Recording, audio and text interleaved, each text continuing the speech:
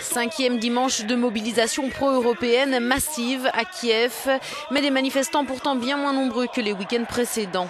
La récente signature d'accords économiques avec la Russie a mis un coup aux leaders de la vague de contestation qui doivent désormais repenser leur stratégie pour que dure le mouvement.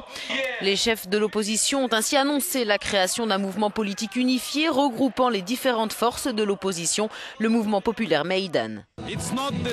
Maïdan, ce n'est pas seulement un point sur la carte de Kiev.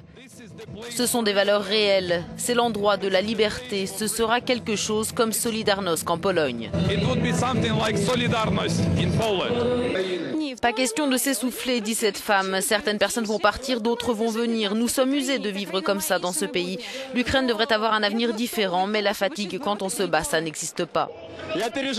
Je crains que la neige sur les barricades ne fonde, dit cet homme, mais je ne m'inquiète pas pour les gens. Ils sont prêts à rester ici le temps qu'il faudra.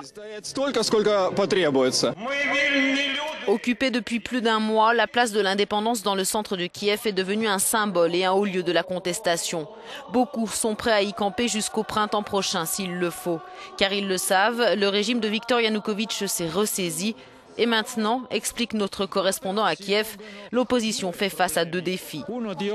D'abord, définir une nouvelle stratégie politique pour agir dans les prochains mois en tenant compte du fait que Viktor Yanukovych n'est pas prêt à démissionner, mais aussi arriver à déterminer combien de temps elle sera capable d'occuper la place Maïdan.